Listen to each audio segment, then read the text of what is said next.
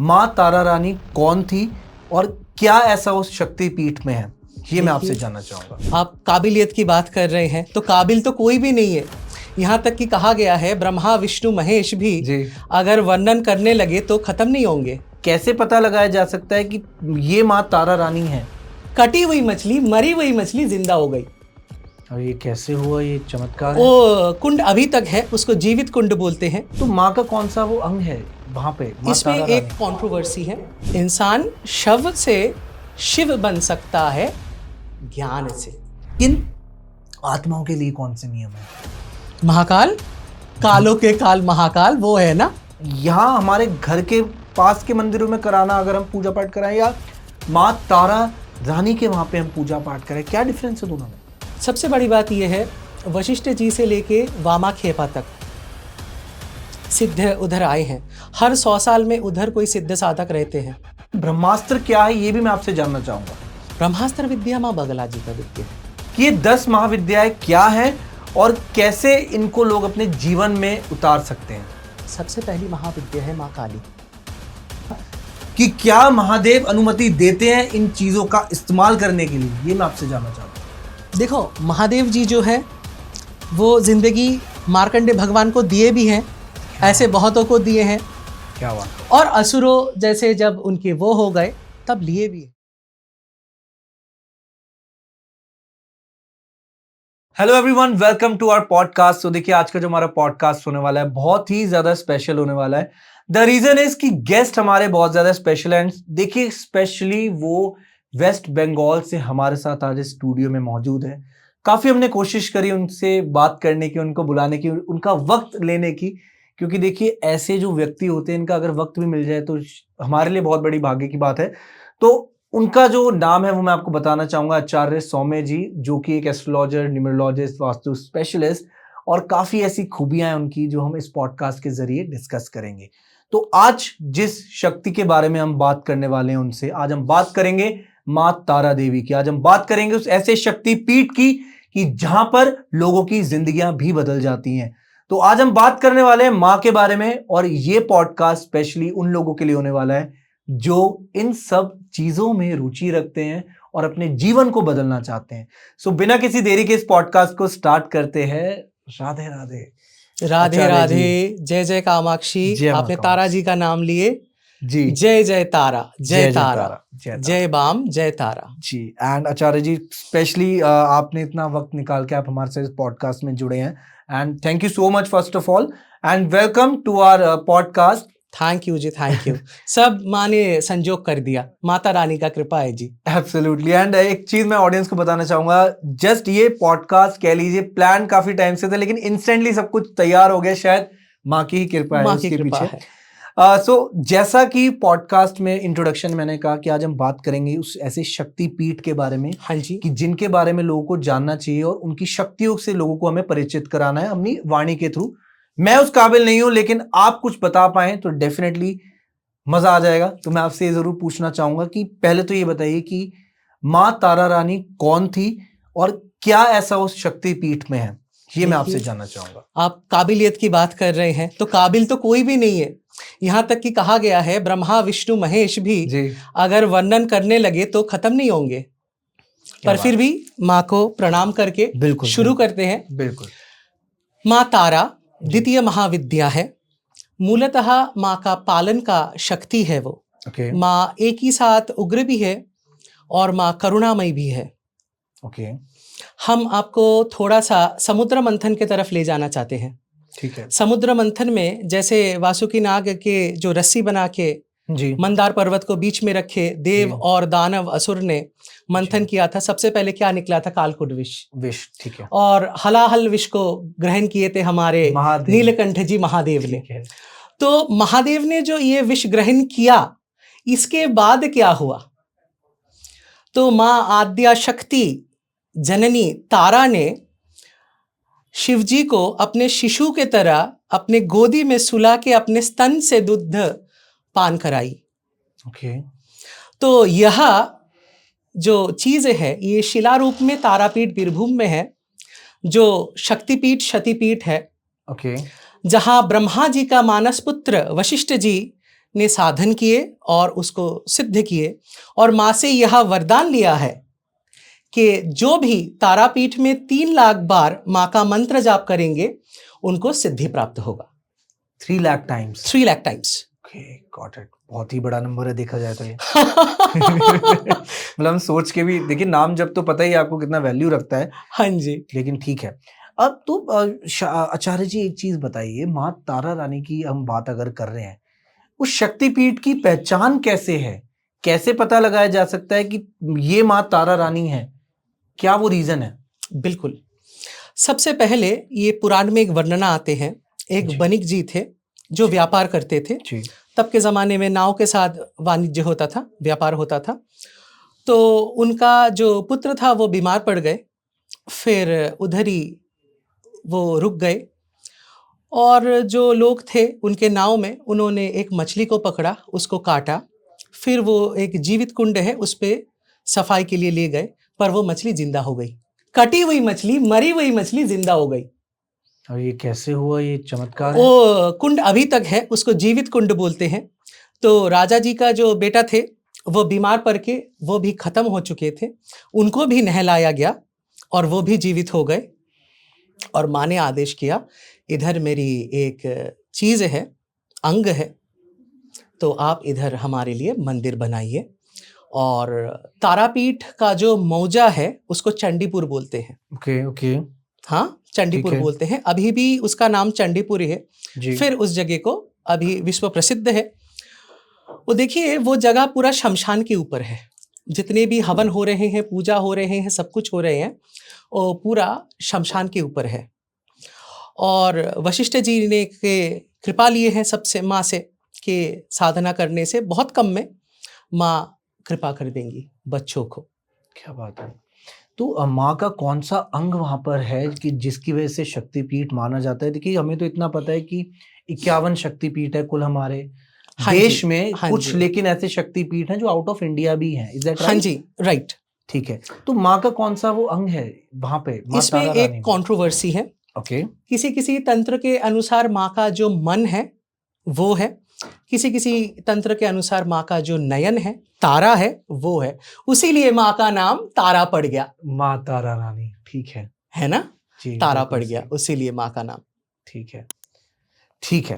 तो ये तो चलिए बात होगी माँ के अंग की, और जो कंट्रोवर्सी है, ठीक है, सबकी अपनी अपनी मान्यता है, लेकिन जहां शक्तिपीठ है वहां पे तो माँ का आशीर्वाद आपको मिल ही जाएगा। बिल्कुल। बस आपको जस्ट जाना है और जो आपके दिल में इच्छा लेके जा रहे हैं जरूर वहां पूरी मिल बिल्कुल।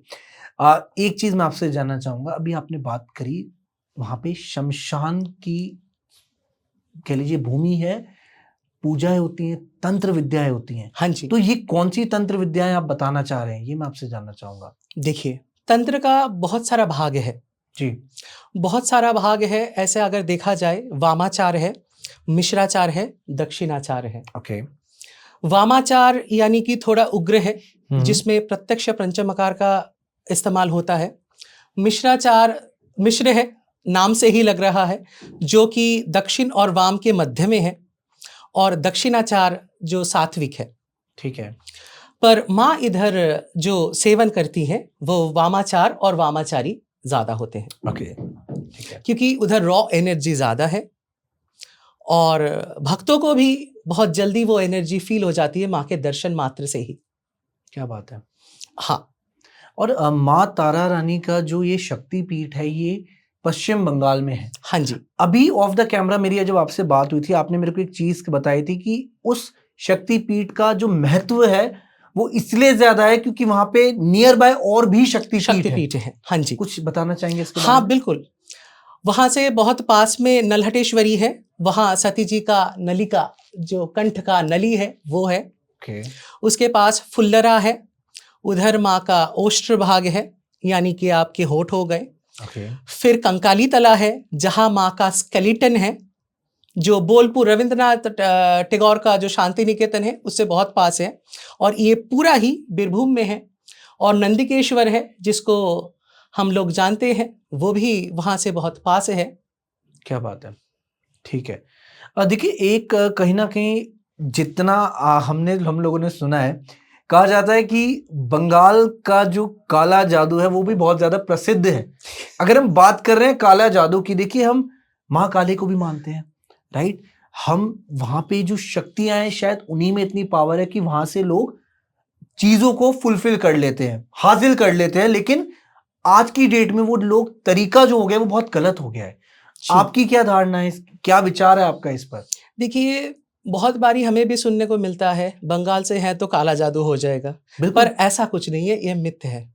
यही मैं जानना चाह रहा था। ये मिथ है। ठीक है। ऐसा है, षटकर्म जो आते हैं, मारण, उचाटन, वशीकरण, स्तंभन, सम्मोहन, इसमें क्या होता है, मान लीजिए लोगों को अधिकतर पैसे ज़्यादा मिलते हैं, बहुत बड़े बड़े लोग हैं जो बहुत जल्दी इफेक्ट चाहते हैं शत्रुओं को नाश करने के लिए। इसमें से कुछ क्या बोलूँ मैं, कुछ तांत्रिक हैं जो लोग पैसों के लिए, चंद पैसों के लिए करते हैं, कुछ विद्या, कुछ पिशाच शक्ति, कुछ डाकिनी शक्ति, ये सबको वश करती हैं और ये सब प्रैक्टिस करते हैं पैसों के लिए। ठीक है। पर यही तंत्र में सब कुछ नहीं है, इसके अलावा भी बहुत कुछ है। अगर 100 बोले तो 100 में से बस 6 ये है, तो आप लोग सोचो बाकी 96 क्या है। ये तो बस 6 है जो लोग जानते हैं, और जो लोग तंत्र को, इस वजह से वो लोग डरते भी है। और ये तो सिर्फ 96 तो हमें पता ही नहीं है, सिर्फ 6 तो 6 पता है, उसमें ऐसा है, बाकी शुद्ध है, जिसमें एक इंसान शिवत्व को प्राप्त कर सकता है। समझाइए थोड़ा सा ये। ऐसा है, जैसे कि मान लीजिए शिव काली जी के नीचे हैं जी, सभी कोई देखते हैं कि शिव जी के ऊपर माँ काली ने पैर रख के खड़ा हो गए। जी बिल्कुल सही। फिर ये पौराणिक कहानी भी है जी, माँ का क्रोध शांत करने के लिए ये सब हुआ था। हाँ। जी। पर इसका और भी एक तात्पर्य है, अर्थ है, वो ऐसा है, साधक खुद ही शिव बन सकता है। जब तक ज्ञान नहीं है, वो अष्टपाश के अंदर बद्ध है, जब तक वो अपने ही को काम, क्रोध, लोभ, मोह, मत्सर्य में, षड्रिपु में ग्रसित कर रहे हैं, ईर्ष्या का भावना रखते हैं, तब तक वो क्या है, शव है, ज्ञान नहीं है। जब ज्ञान प्राप्त हो गया, उसको बुद्धत्व प्राप्त हो गया, वो बुद्ध बन गए। बुद्ध यानी कि ज्ञान, मोक्ष। ओके, ठीक है। तब वो शिव बन गए, तब माँ आई उसके ऊपर। ओके ओके ओके, ठीक है। तो इंसान शव से शिव बन सकता है ज्ञान से। बहुत सही बात कही, बहुत सही बात। ठीक है, अद्भुत। एक चीज मेरे को बताइए, अभी चलिए काला जादू के बारे में बात हो रही है। देखिए क्या होता है, अगर हम लोग पूजा पाठ करते हैं अपने घर में प्रॉस्पेरिटी के लिए, खुशहाली के लिए, एक अच्छी लाइफ के लिए, हर एक इंसान की इच्छा होती है, अगर हम उस स्थान पे जाके पूजा करवाएं या उस स्थान पे जाके कुछ ऐसा कराएं कि जिससे हमारी लाइफ बेटर हो सके काफी साधकों के द्वारा, हाँ जी, तो क्या वो फर्क देखने को मिलेगा यहाँ हमारे घर के पास के मंदिरों में कराना, अगर हम पूजा पाठ कराएं, या माँ तारा रानी के वहां पे हम पूजा पाठ करें? क्या डिफरेंस है दोनों में? सबसे बड़ी बात यह है, वशिष्ठ जी से लेके वामा खेपा तक सिद्ध उधर आए हैं। हर 100 साल में उधर कोई सिद्ध साधक रहते हैं, ओके, जिन्होंने ये शिवत्व को प्राप्त कर चुके, जो इंसानी मोह माया है इसके ऊपर चले गए, जा चुके। और ये सिद्ध भूमि है, माँ का अंग है, और माँ करुणामयी है। माता रानी का करुणा इतना है, उनके द्वार से कभी कोई खाली नहीं लौटता। तो इसीलिए बहुत कम में माँ को आप बहुत ज्यादा प्रसन्न कर सकते हैं, और जल्द से जल्द आपकी मनोकामना पूर्ण हो जाएगी। देखिए, घर में तो जरूर करना चाहिए, घर में आप माँ का पूजन कर रहे हैं, साधना कर रहे हैं, सब सही बात है, बिल्कुल करनी चाहिए। पर उधर जाके करने से वहां का जो स्थान का महत्व है वो बहुत बढ़ जाता है, क्योंकि वहां माँ सदा जागरूक है। अभी घर में आप मान लीजिए पंडित जी आए हैं, तो वो कलश स्थापना करते हैं जी, प्राण प्रतिष्ठा करते हैं जी, ठीक। पर वहां माँ का प्राण प्रतिष्ठा का जरूरत नहीं है, क्योंकि माँ वहां विद्यमान है, जैसे आप यहाँ विराजमान हैं जी। तो साक्षात है, हम आपके पास है, एकदम प्रत्यक्ष है। माँ उधर ऐसी प्रत्यक्ष है। क्या बात है।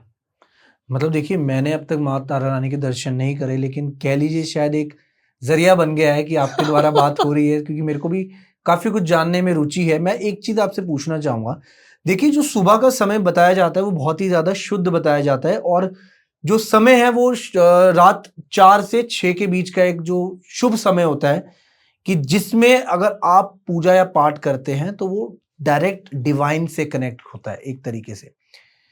अब लेकिन जो माँ तारा रानी के जो साधक है वो जितने भी पूजा पाठ करते हैं वो रात्रि में ही करते हैं, ऐसा सत्य है? सत्य है। क्या ऐसा रीजन है, वो ऐसा क्यों?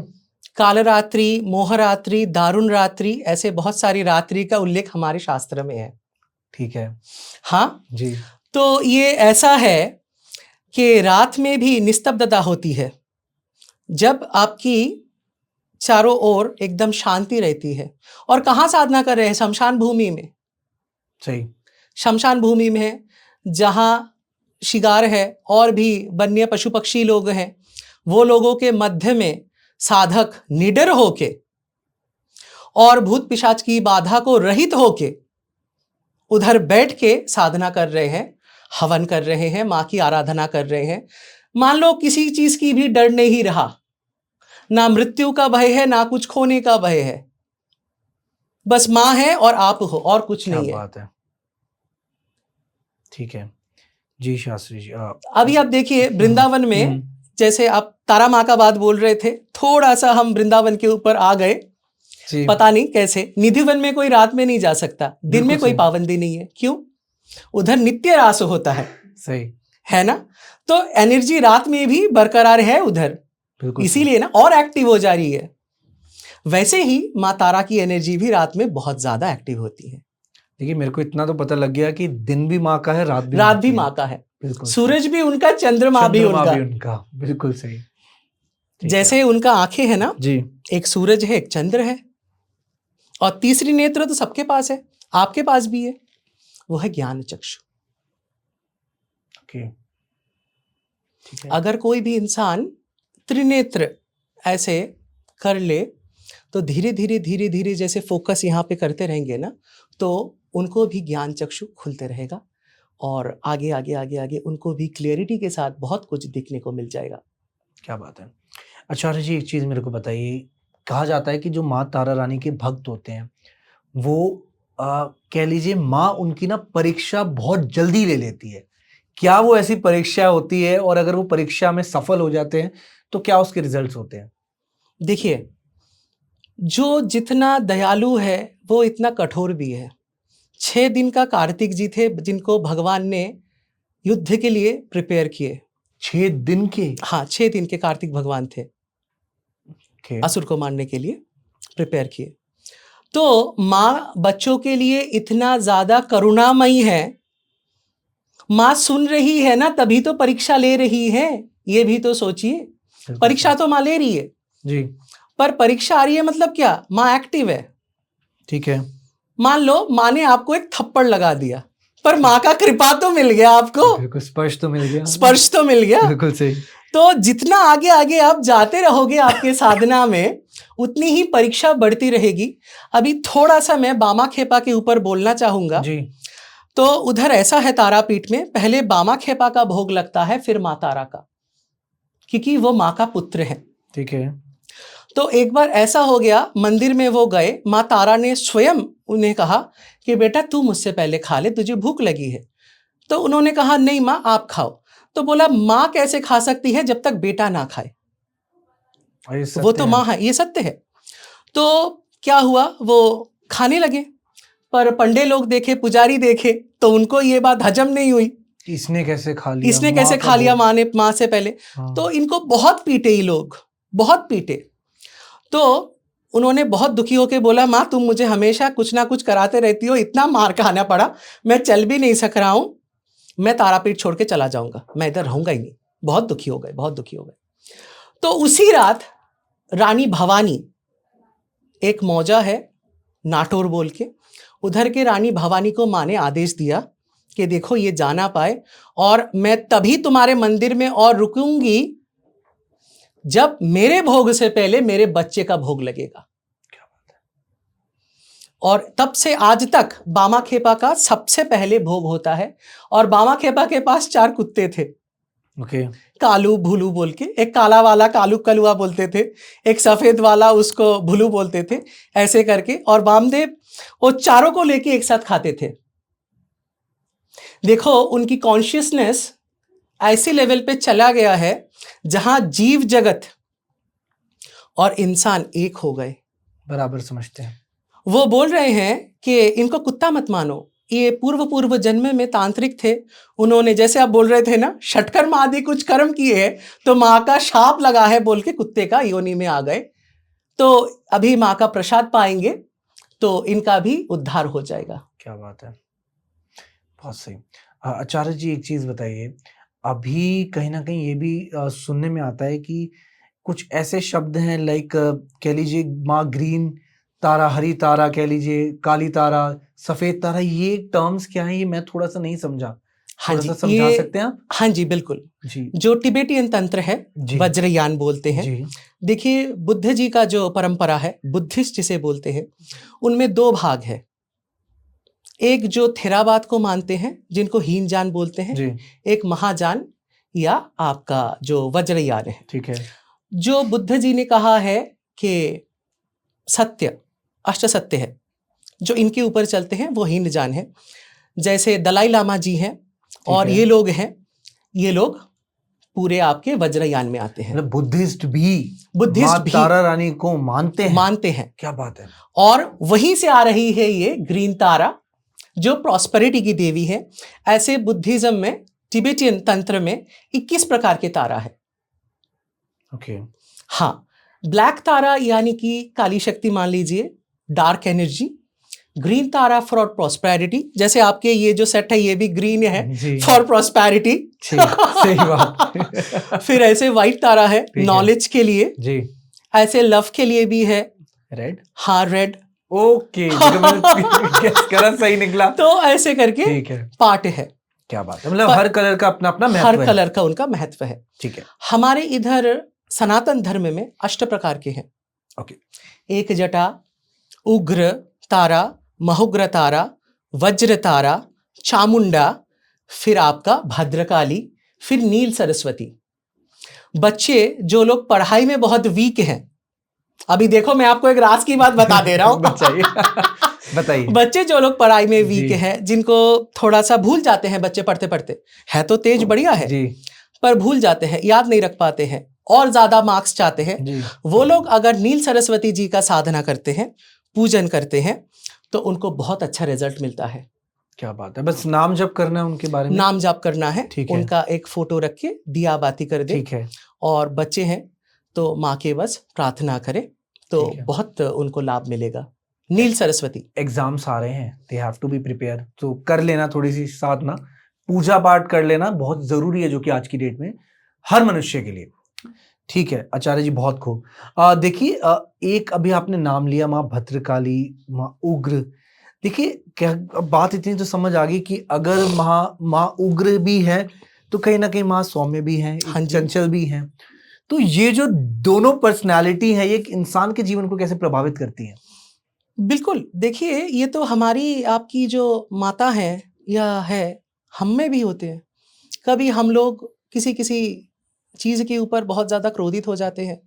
मान लो कोई किसी के ऊपर हिंसा कर रहे हैं जी, तो उसके प्रोटेक्शन के लिए, मान लो कोई हादसा हो रहा है, कोई स्त्री के ऊपर आपके सामने कुछ अहित हो रहा है, आप रोकने जाओगे तो आप क्रोधित हो गए, तो आप उसको प्रोटेक्शन के लिए हुए ना, राइट।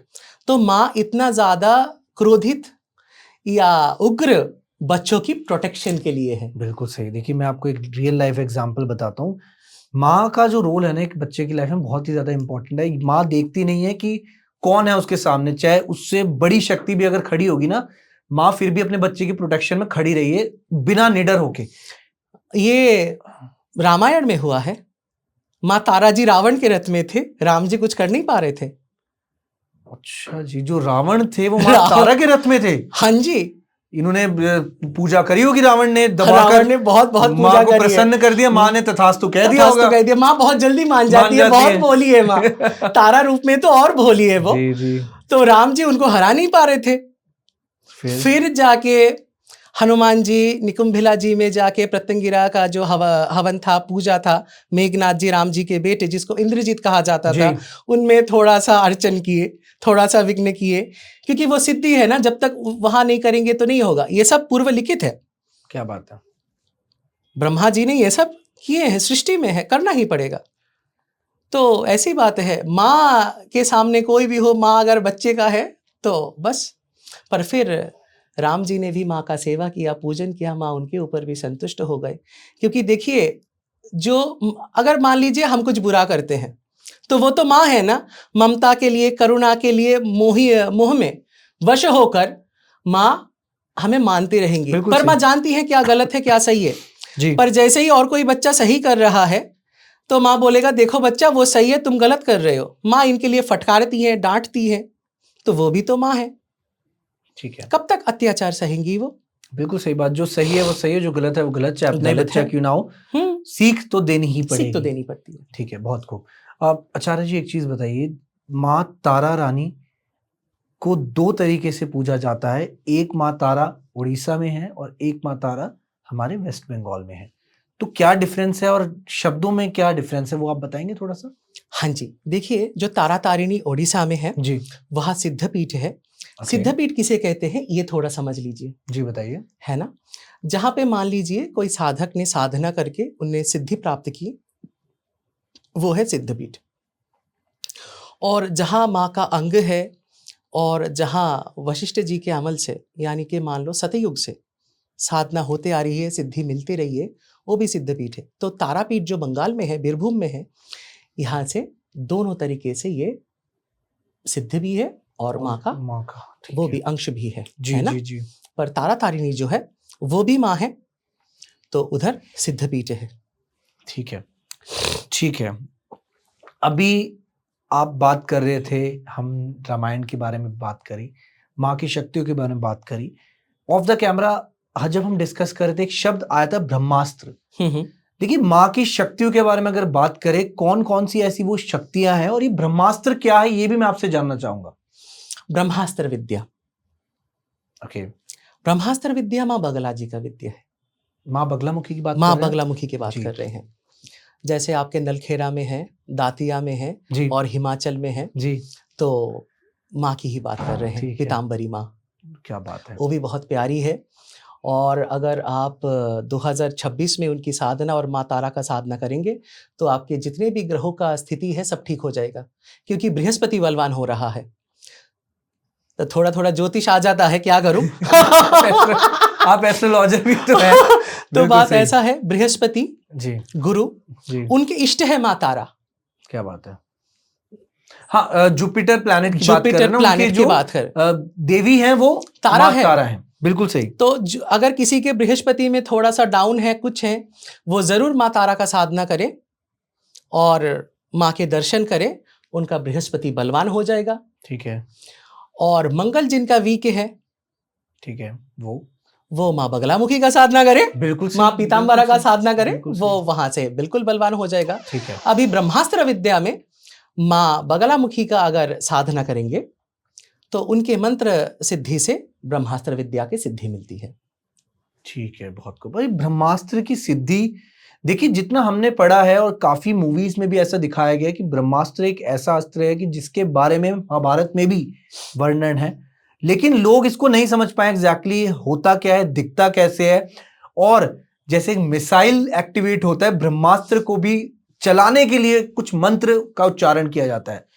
तो क्या वो ताकत लगती है ब्रह्मास्त्र को हासिल करने में और उसको अपने जीवन में लाने के लिए, ये थोड़ा सा बताएंगे? आप तो एकदम राज की बात खोल रहे हो जी। शायद चलिए लोगों को थोड़ा बहुत तो पता चले कि कभी भी कोई पॉडकास्ट में इसका एक्टिवेशन के बारे में बात नहीं हुआ होगा। पर हाँ, जरूर आपने पूछा है, हम थोड़ा सा जितना बोल सकते हैं जी, उसके हिसाब से हम बोलते हैं। अगर ब्रह्मास्त्र विद्या के बारे में सही में किसी को सीखना है, जानना है, माँ बगला जी का जो साधना है वो 36 लाख अगर कर ले, जो लोग तांत्रिक है, साधक है, वो जानते हैं 36 अक्षरी जो मंत्र है माँ बगला जी का, उसको अगर 36 लाख करेंगे, और ये कलियुग है, कलियुग में बोला गया है एक काम को 4 बार करने के लिए।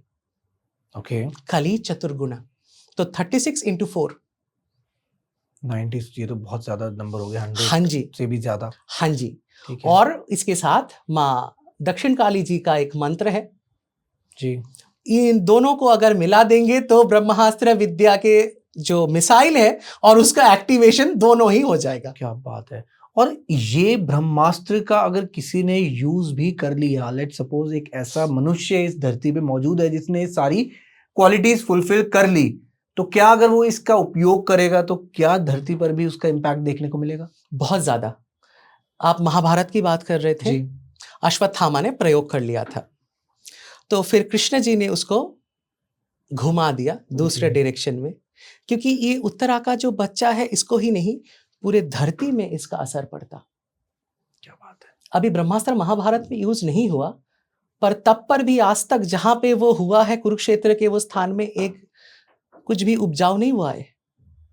आप खुद देखो कुरुक्षेत्र में जहां महाभारत हुआ है उधर कुछ भी उगा नहीं है।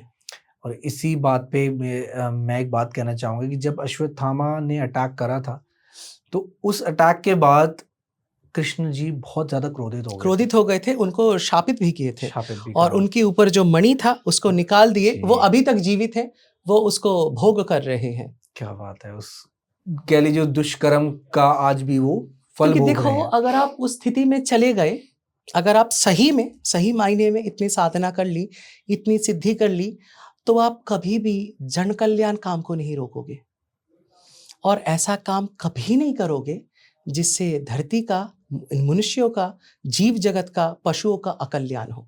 ये तो हो ही नहीं सकता है। साधु, महात्मा, आचार्य, शास्त्री, सबसे पहला क्या है? अभय। ना मैं किसी का शत्रु हूं, ना मेरा कोई शत्रु है। अभय, अभय प्रदान। बिल्कुल सही। एंड वही बात है कि अगर हम भगवान श्री कृष्ण की भी बात करने लगे, उनकी तो लीलाएं बहुत हैं, उस पर भी एक पॉडकास्ट करेंगे जरूर। लेकिन सच है, उन्होंने यहाँ तक भी कहा था कि अगर तुम्हारे पास ब्रह्मास्त्र की वजह से किसी का जीवन छीनने की शक्ति है तो मेरे पास जीवन देने की शक्ति है। तो यही कन्वर्सेशन में वहां पे उस बच्चे को बचाया गया था कि एक मनुष्य, जब मैं पूरी सृष्टि रच सकता हूं तो एक मनुष्य को नहीं जन्म दे सकता मैं, तो ब्रह्मास्त्र तो वहीं कट गया था। ठीक है, बहुत खूब। एंड अब मैं आपसे कुछ जानना चाहूंगा। माँ तारा रानी की तो हमने बात कर ली, लेकिन आप माँ कामाक्षी की भी कह लीजिए बहुत बड़े पुजारी कह लीजिए, उनकी पूजा बहुत करते हैं, साधक कह लीजिए, तो कौन थी माँ कामाक्षी? उनके बारे में भी कुछ अगर आप बता पाए तो बहुत अच्छा हो। जय कामाक्षी माँ। देखिए, कामदेव जी को आदेश हुआ था शिव जी का तपस्या भंग करने के लिए। ये सुना है मैंने। सुना है ना? ठीक है। तो अभी क्या हुआ, उन्होंने माँ कामाक्षी के पास गई तो काम जी का एक स्वरूप को कामाक्षी माँ ने अपने आंखों में धारण कर लिया। कामाक्षी, कामाक्षी है ये। अक्षी मतलब आंखें, आंखें, जिनके आंखों में काम है। फिर वो गए, शिव जी के ऊपर बाण का प्रयोग किया, फिर शिव जी क्रोधित हो गए और वो भस्म में परिवर्तन हो गए। उसके बाद क्या हुआ, माँ कामाक्षी, माँ कामाख्या एक ही है, ये कोई अलग नहीं है। मैं एक बहुत बड़ा भेद खोल रहा हूं। ये माँ त्रिपुरा सुंदरी है। ये जो माँ राजराजेश्वरी महा त्रिपुरा सुंदरी है, ये सभी विद्याओं के, महाविद्याओं के जननी है। ये जहां बैठती है, जो सिंहासन है, जो जैसे आपका ये स्टूडियो है जी, मान लीजिए माँ का भी एक स्टूडियो है जिसको चिंतामणि गृह कहते हैं। ओके, चिंतामणि यानी कि जहां सब चिंता का खत्म हो जाते हैं। ठीक है। और ऐसा कह लीजिए जहां चिंताओं के साथ लोग चिंताओं से मुक्त हो जाते हैं। ठीक है। हाँ, ऐसे चीज में माँ है। और ब्रह्मा जी, विष्णु जी, महेश जी और ईश्वर जी, ये माँ के ये जो चेयर है ना, वो सिंहासन के चारों पहिए में एक एक है।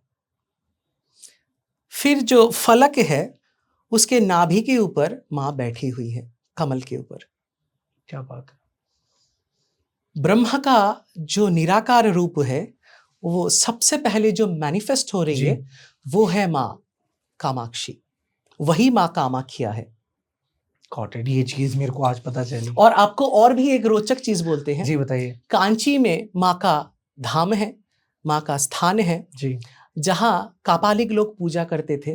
तो वहाँ बहुत ज़्यादा गर्मी हो गई थी, बहुत समय से, बहुत सालों से बारिश नहीं हुआ था। ओके, ठीक है। आदि गुरु भगवत पाद शंकराचार्य जी उधर पहुंचे जी। और उन्होंने कापालिकों के साथ शास्त्रार्थ किए, उनको उसमें पराजित किए और माँ को बोला, माँ अभी मैं आपको दक्षिणाचार से, सौम्य भाव से, सात्विक आचार से माँ आपका पूजा करता हूँ। आप यह जो मेरे उपाय स्थित विधि है, आप इसको ग्रहण करें। ठीक है। क्षमा अपराध स्तोत्र भी उन्होंने लिखा है कि माँ मैं आपके आचार को परिवर्तन करके मेरा हिसाब से, मेरा यानी कि मैं जगत गुरु आदि भगवत पाद शंकराचार्य जी की बात कर रहा हूँ, जो आचार या पूजा का विधि स्थापन किया हूँ, माँ आप उसी में ग्रहण करें। जी, ठीक है। तो वशिन्यादि अष्टवाग देवता है, अष्टवाग देव है, जो माँ का जो श्री चक्र है, आजकल बहुत लोग श्री विद्या, श्री चक्र, श्री यंत्र के ऊपर बात करते हैं। जी जी जी। तो वो माँ के एकदम सामने है, जिसमें 8, या आप उसी स्टूडियो की बात करें, चिंतामणि, हाँ जो आपने बताया, चिंतामणि जो माँ के सामने है, ऐसे 8 गुप्त योगिनियां, क्या बात है। माँ डिवाइन फेमिनिस्ट है, यहाँ तक कि उनके आवरण पूजा में भी एक पुरुष नहीं है, कोई देव नहीं है, सारी नारियां। मान लीजिए ऐसा है, माँ की मंत्रिणी है माँ वाराही, हाँ, माँ की सेनापति है माँ दंडिनी या वाराही, माँ की मंत्रिणी है माँ राजमातंगी। ठीक है, ठीक है आचार्य जी, ये तो बहुत ही सुंदर बात जो आज पता लगी आपके द्वारा। अभी मान लीजिए आप अगर कुछ नया करने जा रहे हो, जी जी, मान लो कोई शादी करने जा रहा है, नया कारोबार करने जा रहा है, कुछ करने जा रहा है, तो वो श्री यंत्र का पूजा कर सकते हैं, गृह प्रवेश में भी कर सकते हैं, ताकि उनकी जिंदगी में समृद्धि बढ़े, सुख शांति समृद्धि बढ़े, इसके लिए प्रॉस्पेरिटी के लिए, आनंद के लिए। क्या बात है, ठीक है। तो वो श्री यंत्र का पूजा करने से बहुत लाभ मिलेगा उनको। और श्री यंत्र का आपका क्या मतलब है, वो मैं जानना चाहूंगा। सिर्फ आप मंत्रों की बात कर रहे हैं? नहीं जी, ये एक पूरा यंत्र है, ज्योमेट्री है। ओके, ठीक है। जिसको बोल सकते हो श्रीपुर, जिसके अंदर माँ ललिता रहती हैं। और किसी को वो चीज चाहिए, वो यंत्र कैसे वो उसको हासिल करेगा? हाँ जी, देखिए वो स्वर्ण का बन सकता है, स्वर्ण यानी कि गोल्ड, गोल्ड का, ठीक है। चांदी, सिल्वर, रूबी, मरगज, पन्ना, मरकत जिसको बोलते हैं, नहीं तो आपका वो पंचलोहा, उसमें भी मिलता है। ठीक है। जैसे आपका आता है ना पंचलोहा, यानी कि आपका गोल्ड, सिल्वर, ब्रास, कॉपर सब मिलाकर एक धातु में मिल सकता है, पर उसको एक्टिवेशन करना पड़ता है, और वो मंत्रों के द्वारा होता है। मंत्रों के द्वारा होता है। ठीक है, ठीक है, ये मैं जानना चाह रहा हूँ। और आपके शरीर में भी श्री यंत्र है, वो साधना के द्वारा एक्टिव होते हैं। क्या बात कर रहे हैं? जैसे मूलाधार से लेके सहस्रार तक जो चक्र है जी, और आपका पूरा शरीर ही श्री यंत्र है, पर साधना के माध्यम से और पढ़ाई भी करनी पड़ती है, तब आपको पता लगेगा। आचार्य जी, लोग आज की डेट में, जैसे अभी आपने बात करी हमारे चक्रों के बारे में, चक्रास के बारे में, लोग आज की डेट में क्लेम करते हैं कि उनके पास कोई ना कोई सिद्धि है। और देखिए, सिद्धि को प्राप्त करना इतना आसान कार्य तो नहीं है, एक मनुष्य के बस की बात नहीं है, उसको सब कुछ छोड़ छाड़ के उस चीज के पीछे लगना पड़ता है, जो कि एक आसान कार्य नहीं है किसी के लिए भी। बहुत लोग पॉडकास्ट में भी कहते हैं कि मेरे पास ये सिद्धि है, मेरे पास वो सिद्धि है। ये सिद्धि क्या है और क्या ये उतना आसान है जितना लोग समझ रहे हैं? आप फंसा रहे हो कंट्रोवर्सी में। नहीं, मैं जानना चाहूंगा। देखिए, सिद्धि होती है, पर उसको धारण करने लायक भी लोग होना चाहिए। माँ काली या कोई भी दश महाविद्या या कोई भी देवी देवता का अंश भी आ जाए, तो ये जो इंसान का शरीर है वो पूर्णतः से उसके लिए तैयार नहीं है। निधिवन में अगर कोई पूरी रात रुक जाए, उसकी दृष्टि चली जाती है। सिद्धि की बात नहीं कर रहा मैं, उधर रुक जाए, दृष्टि चली जाती है, उनका शरीर 2-3 दिन में समाप्त हो जाता है। क्यों? मान लो यहाँ लाइट है ना, आपके सामने अगर 100 सूरज आ गए, आप रह पाओगे? बिल्कुल भी नहीं। हाँ, अभी कुछ शुद्ध चीजें हैं और कुछ अशुद्ध चीजें हैं। मान लीजिए आज के दिन में कोई भी भूत पिशाच का सिद्धि कर लिया, तो वो रह सकते हैं, उनकी बात अलग है। और जो दैवीय शक्ति का मैं बात कर रहा हूँ, जो दैव है वो तो बहुत बड़ी चीज है। ऐसे ही एक महात्मा जी के ऊपर थोड़ा सा बोलना चाहता हूँ। जी बताइए, बिल्कुल बताइए। हाँ जी, राष्ट्रगुरु जी थे, उन्होंने पीताम्बरा शक्तिपीठ का स्थापना उन्होंने की थे। आप महात्मा गांधी की बात कर रहे हैं? नहीं नहीं नहीं नहीं नहीं, किनकी बात कर रहे हैं आप? हम बात कर रहे हैं राष्ट्रगुरु जी, जिन्होंने माँ बगला जी का साधना किए हैं, उनको सिद्ध किए हैं जी। और दातिया में उनका माँ पीताम्बरा जी के मंदिर है। दातिया में जब भारत और चाइना का वॉर था, उन्होंने सिद्धि से पूरा चाइनीज सेना को स्तंभन कर दिया था। ये है सिद्धि। एक दो आदमी को स्तंभन नहीं, पूरी सेना को स्तंभन किया था। वो भी किसके लिए? राष्ट्र रक्षा के लिए। मतलब हमारे कह लीजिए पूजा में, साधना में इतनी ताकत है हम कि सेना तक को रोक सकते हैं। क्या बात है। मनसा बड़ी होना चाहिए ना जी। देश का रक्षा, पृथ्वी का रक्षा। मान लो पृथ्वी में अचानक से कुछ आ गया, आपदा, अगर वैसे कोई सिद्ध है वो रोक के बताए, रोके ना। बड़े से बड़े सिद्ध हैं, बहुत क्लेम करते हैं। तो कुछ महीने पहले प्लेन क्रैश हो गया, पहले ही बता देता, इतने जान नहीं जाते। अभी आप लोग बोलेंगे अरे ये तो प्लेन नंबर ऐसा था, न्यूमरोलॉजी में आ गया। मैं तो उसकी बात नहीं कर रहा। आप बोलोगे इनको ऐसे जाना था, अकाल मृत्यु, पर सिद्ध था तो बचा लेता। हनुमान जी तो पहाड़ उठा लाए थे, अष्ट सिद्धि 9 निधि के दाता, स्वामी थे, दाता थे। लेकिन आचार्य जी देखिए, ये तो बात सत्य है ना कि कहीं ना कहीं चीजें लिखी हुई थी। हाँ जी, कि उनका मरना तय था, तो उसके पीछे कोई भी नहीं बचा सकता। जब उनकी लिखी थी तो उनके साथ होना संभव था। देखिए कितनी करोड़ों फ्लाइट्स उड़ती हैं, वही क्यों, सोचने वाली बात है। और सबसे कम परसेंटेज रेशियो है, देखा जाए अहमदाबाद जितनी भी फ्लाइट्स के एक्सीडेंट्स होते हैं, सबसे कम चांसेस होते हैं फ्लाइट्स के एक्सीडेंट्स के। सबसे ज्यादा चांसेस होते हैं रोड एक्सीडेंट्स के। तो flights is a very rare, मतलब 99% फ्लाइट्स में कोई इशू नहीं मिलेगा, 0.1% में अगर हो सकता है इशू। अभी एक टोटका बता दो। बता दीजिए। ये बता दीजिए। मान लीजिए घर से बहुत दूर सफर के लिए जा रहे हैं जी, बहुत घर में ही मिल जाएगा, 1 चम्मच चावल जी, आप थोड़ा सा उसमें आपकी सांस दे दीजिए, ऐसे करके आधा आपके साथ ले लो, आधा आपके पूजा की जगह में रख दो। 2 चम्मच दूध सर से लेके घुमा के चंद्रमा को प्रणाम करके आप उनको अर्घ के हिसाब से दे दो और चले जाओ। आपके चंद्र बलवान हो जाएंगे, तो अकाल मृत्यु, एक्सीडेंट हो गया, रोड एक्सीडेंट हो गया, ट्रेन एक्सीडेंट हो गया, इससे मृत्यु नहीं होगी, वो बच जाएंगे। क्या बात है। ये बहुत बड़ी टोटका दे दिया मैंने। बहुत आसान है, लाइक टफ बहुत नहीं आसान, है। एकदम हर कोई घर में निकलते वक्त ही कर सकता है। ठीक है, बहुत सही। सेफ साइड के लिए भाई प्रोटेक्शन लेके चलो आज की डेट में। ठीक है आचार्य जी, अभी आपने शब्द लिया 10 महाविद्याएं, और जैसा कि माँ तारा रानी के बारे में भी आपने बताया, लेकिन मैं आपसे शॉर्ट में जानना चाहूंगा कि ये 10 महाविद्याएं क्या है और कैसे इनको लोग अपने जीवन में उतार सकते हैं। देखिए, सबसे पहली महाविद्या है माँ काली। ओके। माँ काली सृष्टि तत्व है। क्या तत्व है? सृष्टि तत्व। ठीक है। उनके गले में 51 मुंडमाला है। हिंदी में क ख ग घ न, ये सारे मुंड का प्रतीक है। आज मैं ला नहीं पाया, वरना हर एक अक्षर एक एक देवी है। उनका मेरे पास पूरा चित्रित और उनका मंत्र है, का अक्षर के लिए, ख के लिए, गा के लिए, पूरा। तो ये क्या हो गई? विद्या। माँ तारा पालती है, पालन की शक्ति, ठीक है ना। माँ तारा द्वितीय महाविद्या है। तृतीय महाविद्या के आविर्भात हो ही रहा था, माँ त्रिपुर सुंदरी, वही माँ कामाक्षी है, वही माँ कामाख्या जी है। षोडशी जिसे कहा जाता है, तीसरी महाविद्या है।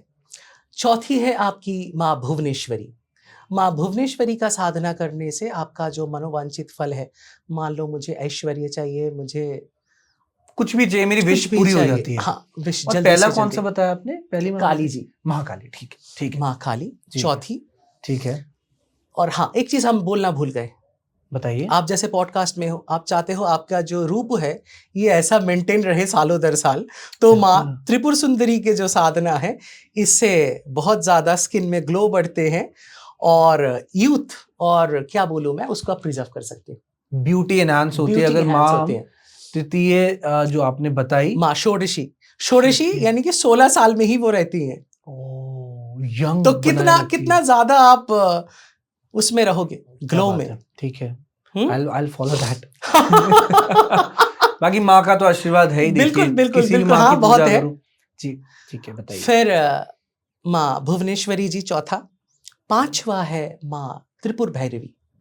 माँ त्रिपुर भैरवी गुप्त साधना, गुप्त विद्या जो है उनकी अधीश्वरी है। ठीक है।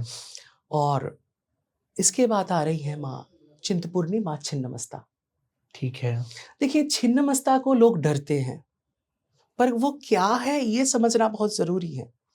साधक मूलाधार से लेके साधना कर करके यहां तक पहुंच गए अनाहत।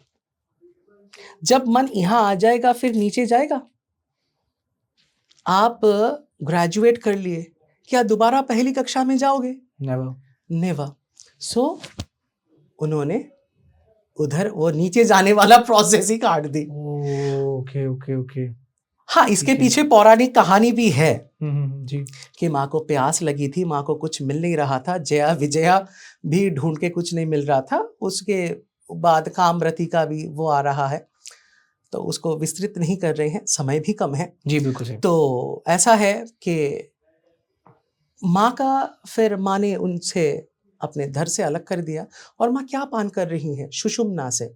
ईडा नारी पिंगला नारी, जो आपके हर एक पॉइंट्स में आके ईड़ा पिंगला सुषुम्ना ज्वाइन हो रहे हैं हर एक चक्र में। ये जो कुंडली के ऊपर बहुत लोग बात करते हैं जी। तो अभी क्या है, एक तरफ जया एक तरफ विजया, माँ के ईड़ा पिंगला और मध्य में जो सुषुम्ना है, जो बीज है, जो कोर है। मान लो आप इतना सवाल पकड़ रहे हो भगवान के ऊपर, इस जन्म का नहीं है, पूर्व जन्म का जो बीज है, जो सात्विकता है, उसके ऊपर है। तो वो है माँ चिंतपूर्णी। क्या बात है। ज्ञान मस्तक है माँ चिंतपूर्णी बेसिकली। हाँ, जो ज्ञान है। ठीक है, क्योंकि अगर साधक उस स्थिति में चला गया, उसके नीचे वो कभी नहीं जाएगा। वो है माँ छिन्नमस्ता, माँ चिंतपूर्णी। ठीक है। उसके बाद आ रही है माँ धूमावती। अभी थोड़ी देर पहले संतान का रक्षा का बात कर रहे थे। यहाँ माँ का एक संतान असुर था, उसका वो थोड़ा सा बिगड़ गया था, तो वो थोड़ा सा इधर उधर करने लगा था, पर फिर भी माँ का संतान था। तो उसका रक्षा के लिए माँ ने महादेव को निगल लिए। किनको निगल लिए? महादेव को निगल लिए और विधवा हो गई। तो माँ अपने संतान के हेतु कुछ भी कर सकती है, यहां तक कि पति से भी लड़ सकती है। देखिए बहुत बड़ी बात है और ये सच है कि कहा जाता है, मैं बहुत बड़ा एक नॉर्मल से एग्जांपल भी मैं चलो बताऊं आपको, वही नॉर्मल सी बात है। अगर हम कह लीजिए श्री राम को प्रसन्न करना चाहते हैं, माँ सीता का नाम लो। अगर हम महादेव को प्रसन्न करना चाहते हैं, माँ पार्वती का नाम लो। अगर हम कृष्ण भगवान को प्रसन्न करना चाहते हैं, माँ राधा का नाम लो। तो एक स्त्री की जो इंपॉर्टेंस है वो एक प्रायोरिटी ही रही है। हाँ, वो कभी बदल नहीं सकती। नहीं, तो ये तो सत्य है, बिल्कुल सही बात है। तो यहाँ आ गया माँ धूमावती। माँ धूमावती की, हाँ, वो वृद्धावस्था में है। ओके, वृद्धावस्था में बूढ़ी औरत के जैसे माँ उस स्थिति में है। फिर माँ को बहुत अनुताप हुआ, फिर माँ के क्रंदन हुए, माँ शोक में पड़ गई। शिव के बिना वो क्या करेंगी? शक्ति अधूरी है। ठीक है, जैसे शिव शक्ति के बिना अधूरी है, वैसे शक्ति भी तो शिव के बिना अधूरी है। सही। फिर शिव जी आ गए। फिर ऐसा है माँ बगला जी, जो मूलतः ब्रह्म विद्या और प्रोटेक्शन की देवी है। ठीक है। इसके बाद आती है मातंगी माँ, जैसे वाचिक शक्ति है, जैसे हम लोग बोल रहे हैं, ये कला भी तो है ना, वाक कला। ओके। फिर जो लोग गाना गाते हैं, बजाते हैं, तो इनके लिए बहुत उपयोगी होती है। ये तांत्रिक सरस्वती भी बोल सकते हैं इनको, बहुत जगह में कहा गया है माँ मातंगी। और ये थी हमारी 9वीं महाविद्या। 9वीं महाविद्या। ठीक है। हम्म, ठीक है। माँ मातंगी बहुत ज़्यादा रॉ एनर्जी भी हैं और इनको उच्छिष्ट चांडालिनी भी कहीं कहीं कहा गया है जी ये छोड़ के भी माँ का राज मातंगी रूप है। जी जो लोग बांसुरी बजाते हैं उनके लिए वीणा श्यामला जी हैं, राज श्यामला जी हैं। फिर आती है माँ कमला, ऐश्वर्या धन सबकी देवी, जो कि आपके शुक्र का इष्ट भी है, जो शुक्र ग्रह है उसका इष्ट भी है। ठीक है, बहुत सही। ये हमारी होगी 10 महाविद्या की एक महाविद्याएं। छोटी सी वर्णना, क्योंकि अगर वैसे करेंगे तो आपकी 10 एक पॉडकास्ट कम पड़ जाएगा। बिल्कुल सही, बट एक नॉलेजेबल कंटेंट जो मेरे को हमें चाहिए था, जो मेरे को जानने की आवश्यक थी, और स्पेशली हमारी ऑडियंस के लिए जानना बहुत जरूरी था कि 10 महाविद्याएं एग्जैक्टली क्या है। क्योंकि देखिए इनका रिलेशन सीधा माँ से है। माँ की शक्तियों के बारे में जो वर्णन है वही हमारी 10 महाविद्याएं हैं, और अगर इनको आपने जान लिया अपने जीवन में, शायद इससे ऊपर फिर कुछ नहीं है। नहीं। ठीक है, अब आचार्य जी ये तो होगी माँ के बारे में बात, लेकिन जहां हम पॉजिटिव एनर्जीज के बारे में बात करते हैं वहां कहीं ना कहीं नेगेटिव एनर्जीज का भी रोल आता है। क्योंकि हमारा जो कह लीजिए भूलोक है, संतुलन के बेस पे ही चल रहा है, तो 50-50 है सब कुछ, राइट। अब एक चीज मेरे को बताइए कि अगर हमने अभी बात करी माँ तारा रानी की, वहां पे जो हमने तांत्रिक विद्या के बारे में बात करी कि जाना कि कैसे वहां पे तांत्रिक विद्या के बारे में भी पूजा होती है, तंत्र विद्या होती है, कह लीजिए उनको क्या बोलते हैं हम, जो हवन होते हैं, जो स्पेशली बहुत बड़ी बड़ी प्रॉब्लम्स को सॉल्व करने के लिए करे जाते हैं। हाँ जी। लेकिन कहीं ना कहीं इसका गलत उपयोग भी तो होता होगा। जरूर होता है ना, लोग ऐसे बहुत हैं। हाँ, अधिक है, अधिक है। अच्छा, सत्य वाले लोग कम है, झूठे लोग बहुत ज्यादा है, अधिक है।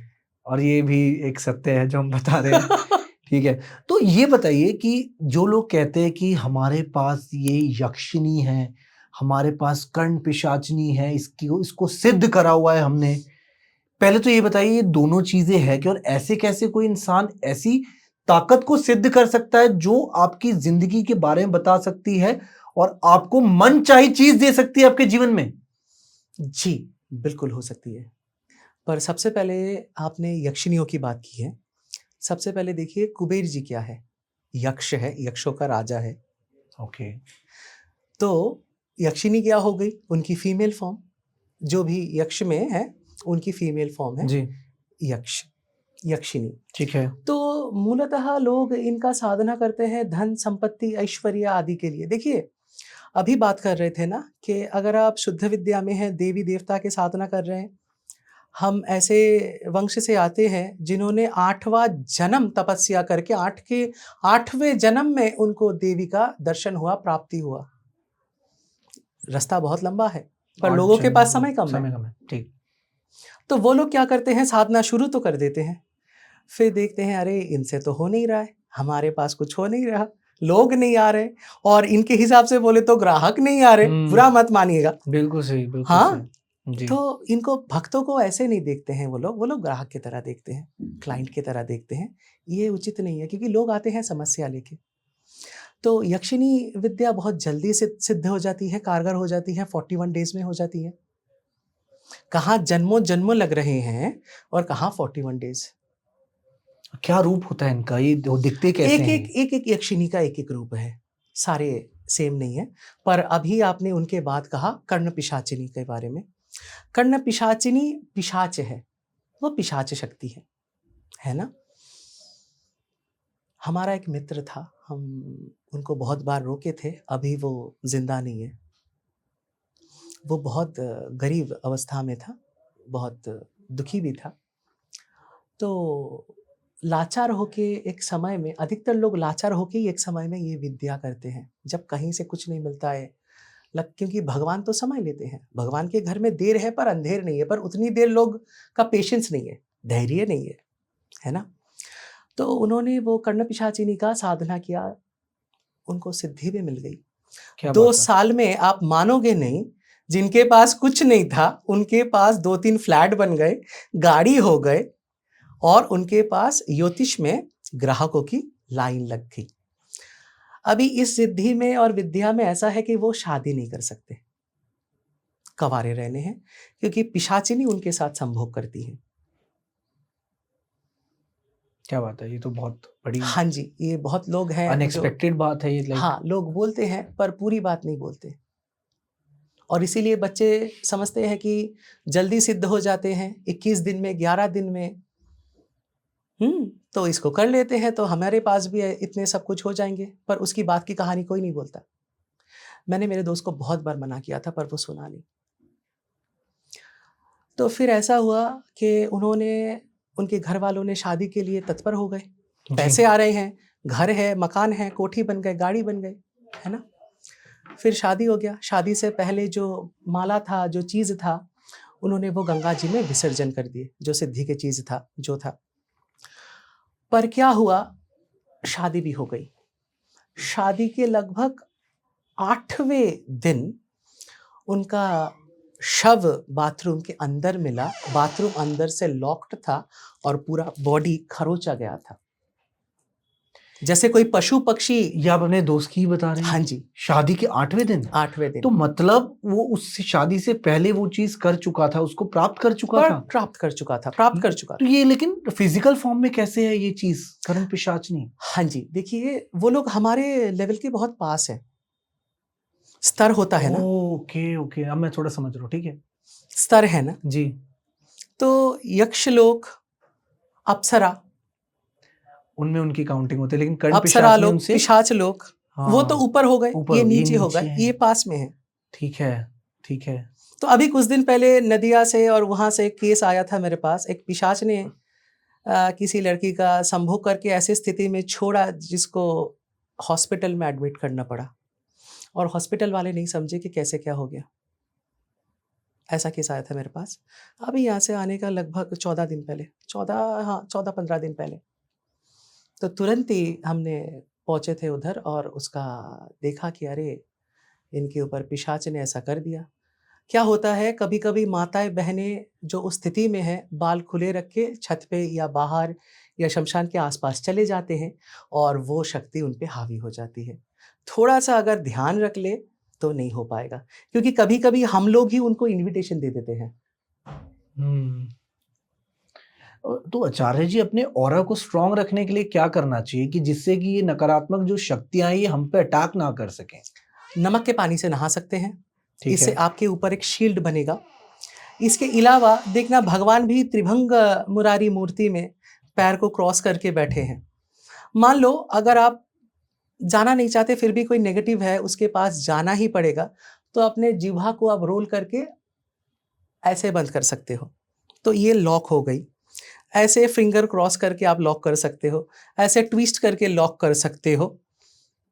और अगर आप ज़्यादा से ज़्यादा साधना कर रहे हैं तब भी आपकी ऑरा बहुत स्ट्रांग होती है। हनुमान चालीसा का नित्य पाठ कर सकते हैं, वज्रंग बाण का नित्य पाठ करें उसके साथ। अगर आपको और भी कुछ चाहिए तो दुर्गा सप्तशती में देवी कवच हैं, रावण जी भी इनका नित्य पाठ करते थे। क्या बात है ना। हाँ जी, अगर आप एक बार वो पिशाच योनि को सिद्ध कर लिए तो 1000 साल आप उस पिशाच योनि में कैद हो गए, आपको मुक्ति नहीं मिलेगी और आप भगवान की साधना नहीं कर पाएंगे, आप बंध जाएंगे उसी एनर्जी में। ये कोई नहीं बताता। आप भी वैसे हो जाएंगे, मतलब अगर आपने उसको सिद्ध कर लिया तो। ठीक है आचार्य जी, एक अभी रिसेंटली मूवी आई है भय। अब उस मूवी में एक पैरानॉर्मल इन्वेस्टिगेटर है, Gaurav Tiwari, I guess this is the right name. तो उनके साथ भी कुछ ऐसा होता है कि वो, उनके पास कुछ ऐसी पावर्स हैं कि इंट्यूशंस कह लीजिए बहुत स्ट्रांग थी उनकी, तो जिसकी वजह से वो पैरानॉर्मल इन्वेस्टिगेटर बने।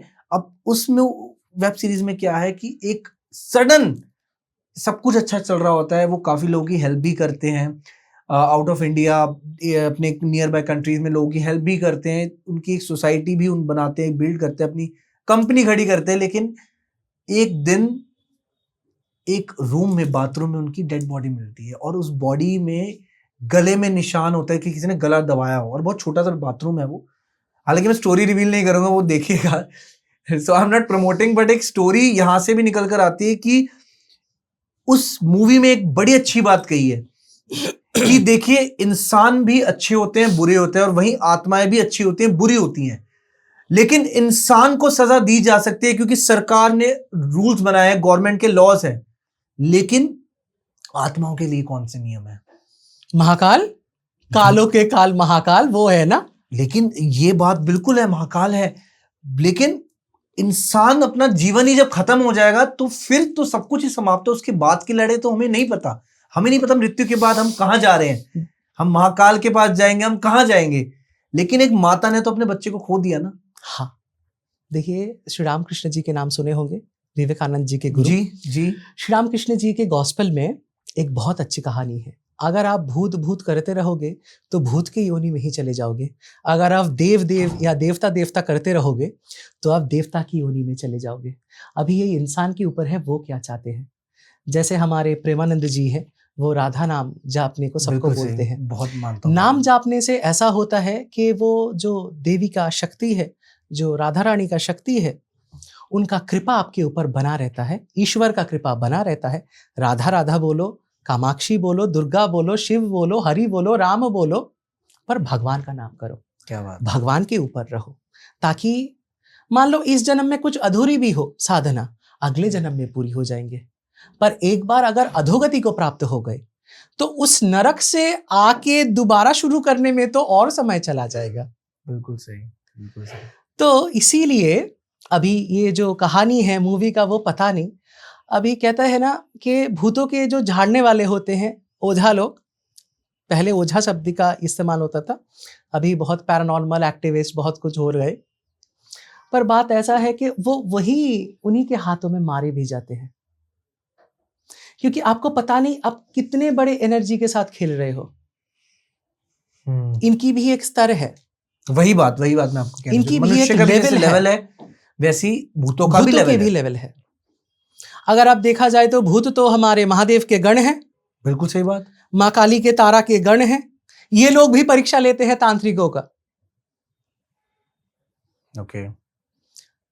अगर आप शमशान में एक दिए के नीचे बैठे हो, कहीं पे कुछ नहीं है, साधना कर रहे हो, एक समय के बाद सबसे पहले जो परीक्षा लेने के लिए मां भेजती है, इन्हें भेजती है कि तुम निडर हो या तुम आसन छोड़ के जाने वाले हो।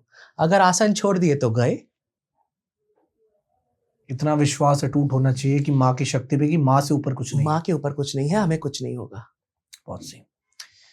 एक मैं आपसे जानना चाहूंगा कि आपने अपने जीवन में कभी ऐसा कुछ महसूस करा या आपका कहीं ऐसा पाला पड़ा हो किसी ऐसी शक्ति से कि जहां पर आपको अपने हाथ खड़े कर देने पड़े और सब कुछ आपने माता पर छोड़ दिया हो, माँ तारा पर छोड़ दिया हो, माँ कामाक्षी पर छोड़ दिया हो? कभी ऐसा कोई ऐसा मोमेंट आपकी लाइफ में आया हो? हाँ जी, बहुत बार। कोई आप बताना चाहेंगे? देखिए, हम हॉस्टल में थे बैंगलोर में, तब पढ़ाई करता था जी, और हमारे हॉस्टल ग्रेवयार्ड के ऊपर है। अधिकतर बच्चों को कहा भी जाता होगा, डराने के लिए सीनियर लोग बोलते हैं कि ग्रेवयार्ड के ऊपर हॉस्टल है। हाँ, ये हॉस्टल ग्रेवयार्ड के ऊपर ही क्यों बनते हैं? क्योंकि सस्ते जमीन मिलते हैं ना। Oh my god, that is a reason. ये हो सकता है जो कि हमें नहीं पता, लेकिन अगर हम फाइनेंशियल पॉइंट ऑफ व्यू से देखें, पॉसिबिलिटी है। हाँ जी। तो हम बहुत सुबह सुबह उठते हैं, 3:30 बजे तक हमारा नहाना हो जाता है सुबह। तो ये बचपन से है। तो हॉस्टल में भी हम बाल्टी मग लेके नहाने के लिए गए बाथरूम के तरफ, क्योंकि हॉस्टल में अटैच बाथरूम नहीं होते थे तब के ज़माने में। तो मैं जाने लगा, समय की तरह देखा नहीं, तो देखा मैंने दरवाज़ा खोलते ही सीढ़ी में कोई बैठा है, ऐसे सर झुका के, ऐसे झुका होगा। तो मैं गया, हमने सोचा कि अमुक व्यक्ति है, अमुक मेरा दोस्त है, सहपाठी है, तो मैंने उसके नाम से बुलाया। मेल था या फीमेल? मेल था। ओके, लड़का बैठा था। तो मैंने बोला, मैं छूने ही वाला था कि उसने ऐसे करके आंखें खोला और मैं डर गया। Oh my God. और फिर मैं अंदर आगे दरवाजा बंद करके, आपने बोला ना माँ तारा का नाम करने लग गया। हाँ, मैं करने लग गया, क्योंकि तब मुझे लगा अरे बाप रे, कुछ है। हालांकि तब भी मैं नित्य हनुमान चालीसा का पाठ करता था, अभी भी करता हूँ, देवी कवच भी पाठ करता था, अभी भी करता हूँ, दुर्गा सप्तशती का भी पाठ करता था। वो मुझे कुछ हानि नहीं पहुंचा पाया, पर उसकी आंखें देख के तब लगा कुछ है। पर तब हमने ठान भी लिया, ये जो भी है ऐसा कुछ करना चाहिए, ऐसा कुछ होगा ताकि इसकी आत्मा को भी मुक्ति मिले। तभी मुझे दिमाग में आ गया, तब हम 16-17 साल के थे। तो हमने उस प्रेतात्मा का नाम नहीं पता, कुछ नहीं पता। हमने क्या किए, हमने हॉस्टल में ही बैठ के कहीं से 108 तुलसी का जुगाड़ किए, थोड़ा फूल का जुगाड़ किए, बहुत सुंदर, विष्णु सहस्त्र नाम का पाठ किए।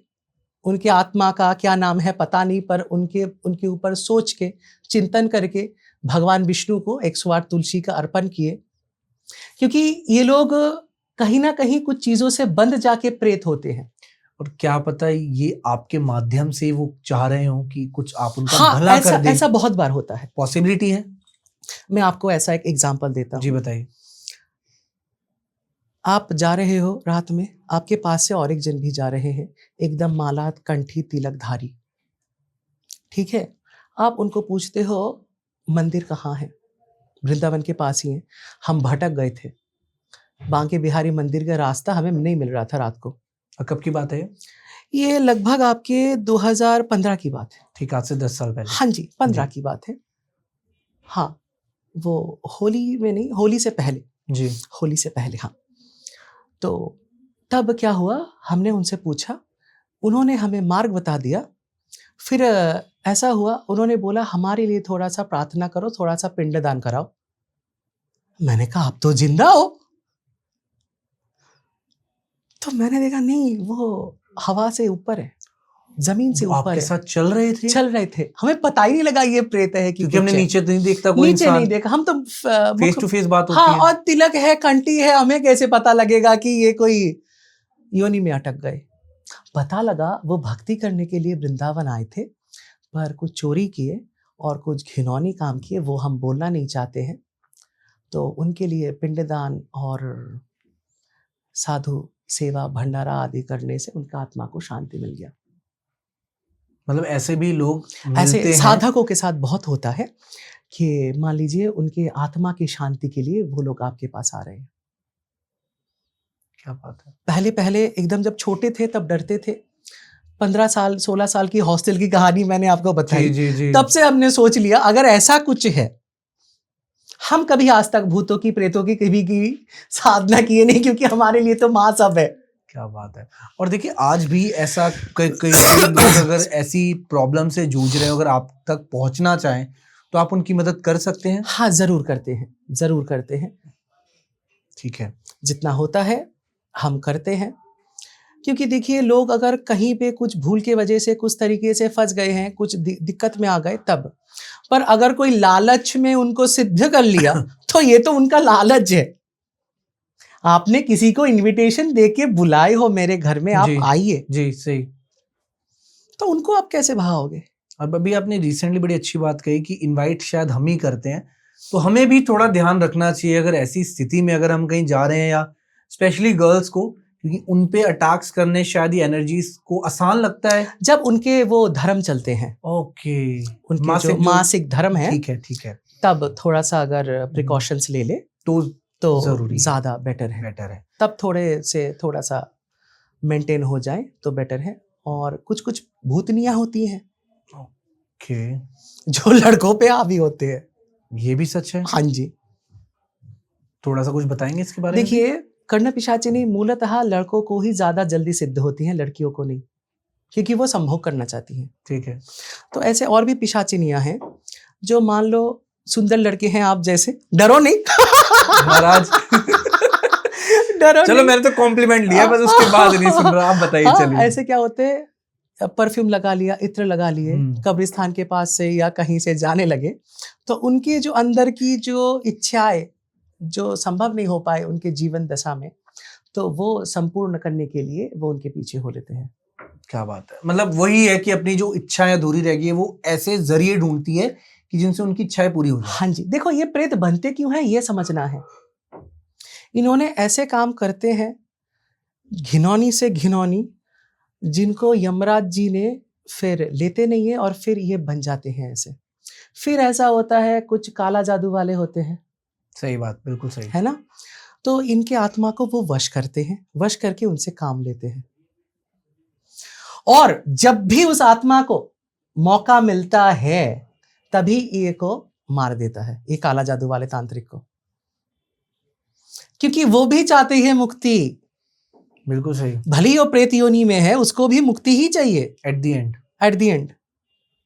अब आचार्य जी, एक चीज मेरे को लगती है कि जैसे मैं सोचता हूँ, अपने मन में मेरे एक क्वेश्चन आ रहा था, तो क्या होता है कि जब अगर कोई ऐसी एंटिटीज या कोई नेगेटिव स्पिरिट्स आप पर अटैक करती है, देखिए अगर आपके किसी क्लोज वन को भी हर्ट करती है, और आज के डेट में ऐसे केसेस बढ़ गए हैं, मुझे नहीं पता क्यों बढ़ गए हैं, या वो फेक है real, I really don't know, but cases बहुत सुनने में मिल गए हैं क्योंकि अवेयरनेस बढ़ गई है। लोग अब सोशल मीडिया पर भी चीजों को बताने लग गए और काफी लोग मदद में आए हैं, जैसे आप लोगों की मदद कर रहे हैं, काफी लोग ऐसे हैं जो लोगों की मदद करने के लिए आगे बढ़कर हेल्प कर रहे हैं।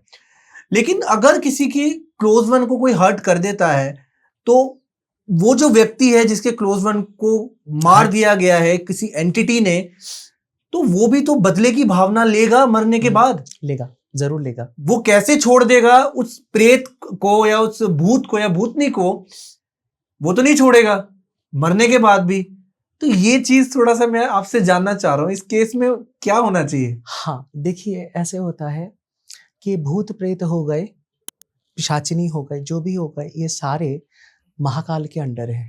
बिल्कुल सही, बिल्कुल सही। अगर देखा जाए तो कुछ तरीके से महागणपति के अंडर है, क्योंकि वो गणेश है, सारे गणों के ईश है जी। तो उनके अंडर भी है, तो उनके द्वारा आप इनको सजा दिला सकते हो। वही आपने जो बात करी, लॉस जो महादेव द्वारा बनाए गए हैं, उसके ऊपर कोई नहीं उसके है। ऊपर कोई इधर अगर खून हो रहा है, इसके लिए तो जज है, कोर्ट है ना? तो वहां पे भी एक रूल है, नियम है जो ईश्वर ने बनाए हैं, और आप उन पे भरोसा रखिए, वो आपको न्याय जरूर दिलाएंगे। बहुत खूब। एंड जाने से पहले मैं एक चीज और पूछना चाह रहा हूँ आपसे। एक शब्द आता है जिन। हाँ जी। जिन कैसे डिफरेंट है इन शक्तियों से? क्योंकि कहा जाता है कि जिन का जो स्रोत है वो अग्नि है, अग्नि से बने हैं वो, तो इन पर कोई भी चीजें लागू नहीं होती या इन पर कोई भी नियम लागू नहीं होते, क्या ये सत्य है? नियम तो उनका भी है, एनर्जी बहुत स्ट्रांग है। ठीक है। और काफी बार जिन शादी भी कर चुके होते हैं, और उन लड़कियों की जो अधूरी इच्छाएं हैं उनको भी पूर्ण कर चुके होते हैं, बड़ी से बड़ी इच्छा। जिन मतलब मनुष्य रूप में भी होते हैं? मनुष्य रूप में नहीं होते, उनकी एक अलग योनि है। ओके। वही जैसे आपने बताया कि स्टेजेस होती हैं, ये भी हमारे एक स्टेज मनुष्य के क्लोज हैं। हाँ, ये भी क्लोज है। ओके। जैसे हमारे शास्त्र में ब्राह्म राक्षस है, ब्रह्म राक्षस, तो वैसे जिन भी है, जिन जिन्नात आदि है। इनका तोड़ क्या है? इनका तोड़ भी आपको उन्हीं से पता करना पड़ेगा जी। और नहीं तो आपको उसके ऊपर और ज्यादा रिसर्च करना पड़ेगा। हालांकि वो बता देते हैं, अगर उनको अगर वैसा कुछ चाहिए होगा तो, पहले तो नहीं बताते। ओके। हाँ, पर देखिए मान लीजिए कभी उनके साथ पाला पड़ गया, कभी कभी हो जाता है, शमशान में बहुत बुरी से बुरी एंटिटी आ जाती है। कभी कभी और कोई तांत्रिक आपके ऊपर प्रयोग करना चाहते हैं आपको रोकने के लिए, बंधक के लिए, और मारण क्रिया ही ऐसे है, तो उन्होंने मान लीजिए जिन का प्रयोग कर दिया। हाँ, तो अगर आप साधना सही से कर रहे हैं, आपके पास माँ धूमावती है, माँ छिन्नमस्ता जी है, बगला जी है, तारा माँ है, आप मत डरिए। तो इनके ऊपर तो कुछ नहीं है। बिल्कुल सही। माँ दंडिनी, माँ वाराही अपने भक्तों का ऐसे प्रोटेक्शन करती है, उनके ऊपर जो करते हैं उनका अस्थि, मज्जा, रक्त सब तोड़फोड़ कर देती है। हाँ, आपके लिए एक टोटका और दे देता हूँ। बताइए। हाँ, ये जो जिन बोल रहे हैं, के लिए, सुरक्षा के लिए जी, जो जिन है, काला जादू है, मुस्लिम तंत्र हो गया, और भी जो है चीजें हैं, ये सब हो गए, लोग परेशान हो जाते हैं। वाइल्ड बोर जो वराह है, उसका दांत होता है, अगर वो कोई धारण कर ले, बुरा से बुरा काला जादू करके दिखाए उसके ऊपर, कुछ नहीं असर होगा। सुअर की दांत की बात? हाँ जी, जो जंगली सुअर है, हाँ, बहुत पावरफुल है। अभी देखिए कांतारा आदि, मैं किसी मूवी का प्रचार नहीं कर रहा हूँ, बस आ गया ऐसे बोल रहा हूँ, उधर भी वराहदेव की वो स्तुति आ रही है, वो चीज आ रही है। अगर वो जंगली सुअर का दांत अगर किसी ने, देखेंगे बहुत सारे लोग पहनते हैं लॉकेट की तरह, अगर वो पहन ले, आपकी एनर्जी बढ़ जाएगी और इतनी स्ट्रांग हो जाएगी जिन जिन्नात भूत पिशाच आदि कोई आपका कुछ नहीं कर सकता। वो इतनी प्योर है, इतनी स्ट्रांग है। क्या बात है। अभी बात करते करते एक और आई ये चीज, तो मारण क्रिया के बारे में बात कर रहे हैं। आज की डेट में कहा जाता है कि कितने ज्यादा ऐसे तांत्रिक हैं जो क्लेम करते हैं कि हम मारण क्रिया करा सकते हैं, लेकिन मैं आपसे जानना चाहूंगा कि क्या महादेव अनुमति देते हैं इन चीजों का इस्तेमाल करने के लिए? ये मैं आपसे जानना चाहता हूँ। देखो, महादेव जी जो है वो जिंदगी मार्कंडे भगवान को दिए भी हैं, ऐसे बहुतों को दिए हैं। क्या बात है। और असुरों जैसे जब उनके वो हो गए तब लिए भी हैं जी। अच्छा, जो बोल रहे हैं मैं मारण में सिद्ध हूं, तब आपको तो जीवन जैसे लेने की बात कर रहे हो तो दो भी दे के प्रमाण करो ना। एक सूखी पेड़ रख दीजिए, सूखी पेड़ रख दीजिए, उनमें प्राण या जान फूंक के दिखाए, बस की नहीं, उनके बस की नहीं। तो अगर आप किसी को जीवन दे नहीं सकते तो लोगे कैसे? सही बात। हाँ, ऐसे क्लेम वाले तो बहुत है, सेल्फ प्रोक्लेम्ड बोल दूं तो ये चीजें सच ज्यादा है। होती हैं ये चीजें? जी होती है, बिल्कुल होती है। ओके। पर ये सब षटकर्म में आते हैं। जो देखिए, हर काम का एक कार्मिक लॉज है। अगर मान लीजिए किसी ने आपको 100 करोड़ दे दिया किसी को मारने के लिए हाई लेवल में, आपने उसको तो मार दिया, सपोज मान लीजिए, पर जो जान आपने लिए हैं